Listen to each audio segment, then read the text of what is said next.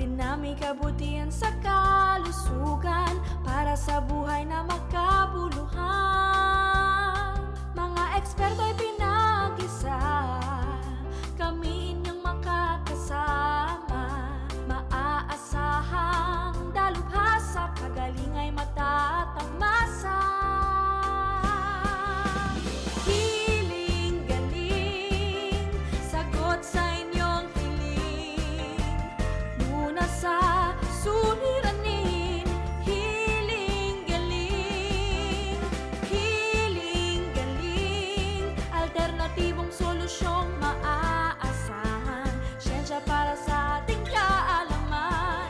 Hiling-galing, sagot sa inyong hiling. Lunas sa suliranin, hiling-galing.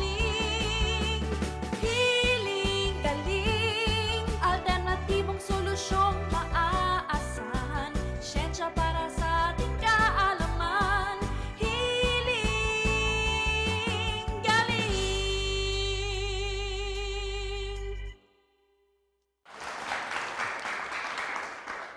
Happy healing morning mga kapatid. Isa na namang linggo ng umaga na puno ng kalusugan ang hatid ng Healing Galing. Ako po si Dr. Edinel Calvario at narito ang ating mga paboritong kasama tuwing umaga. Happy healing morning, Ali! Happy healing morning, Doktora. Wow. Tapos sa mga kapatid natin. Aba!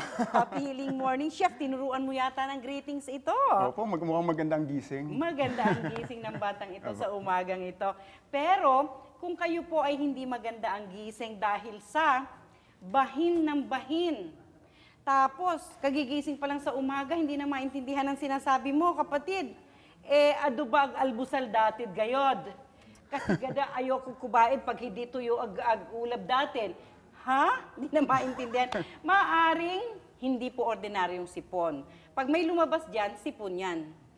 Pagka walang lumalabas at ngongo ka na, nagsisimula na ang allergic rhinitis, Chef. Yung po ba, Doktora, yung rhinitis at sinusitis ay iisa o... Ayan, mas bunso ang rhinitis. Kasi nagsisimula pa lang siya. Ito si rhinitis, Opo. ito si sinusitis. Kaya magkapatid kayong dalawa. Okay.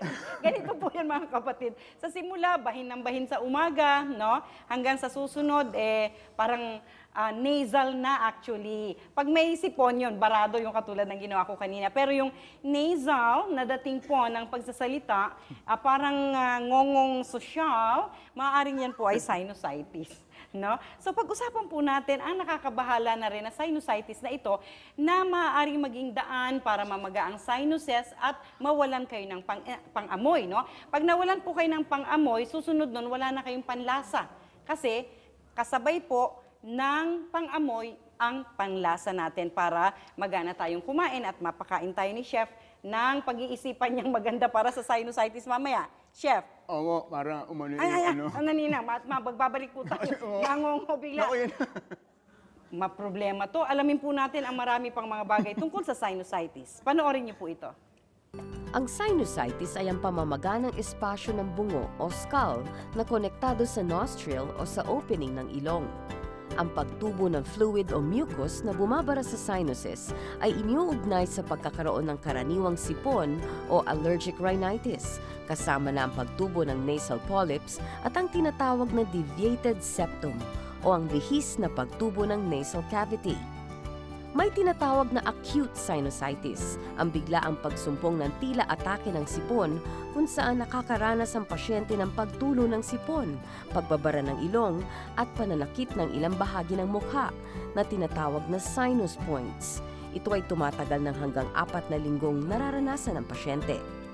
Meron ding subacute sinusitis kung saan tumatagal ang pamamaga ng affected area sa ilong ng hanggang 8 linggo. Ang chronic sinusitis naman ay ang uri ng sinus inflammation na tumatagal na mahigit sa 8 linggo. At ang tinatawag na recurrent sinusitis ay ang kondisyon na nakakaranas ang pasyente ng paulit-ulit na pagsumpong sa loob ng 1 taon. Kapag hindi naagapan ang kondisyong ito, ay maaring humantong sa kawalan ng pang-amoy ng pasyente.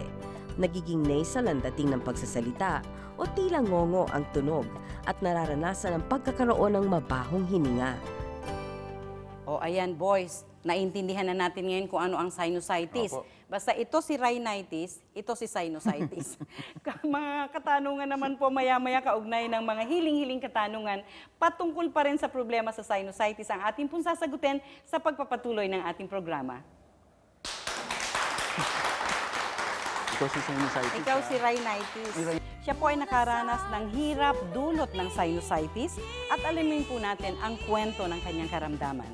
Sumbong nang galing sa sakit na sinusitis, bibigyang kasagutan ni Dr. E sa pagbabalik ng Hiling Galing sa TV. Kaalaman, hiling galing. May hatid na kalusugan ang luntiang kalikasan. Yan ang paniniwala sa natural na paraan. Mga produktong organic ang sagot sa karamdaman. Basta't holistic approach ay iyong susundan. Sabon man o mga oil, maging organic orals. Meron ding salts, mga grains, at liquids na natural. Yan ang Hiling Galing products, iyong laging tandaan. Na sa natural na paraan ng paggagamutan, nasa iyo ang healing, nasa iyo ang galing. Chef Tristan, ang problema natin ngayon ay tungkol sa prostate condition. Prostate, doktora? Yes. Nako, saktong-sakto. Meron po isang masarap na recipe. Lasahan ang pro na luto ni Chef Tristan sa isda na pampagaling sa prostata. Oh, para sa prostate condition. Antabayanan po sa Hiling Galing, Linggo ng umaga, 7:30.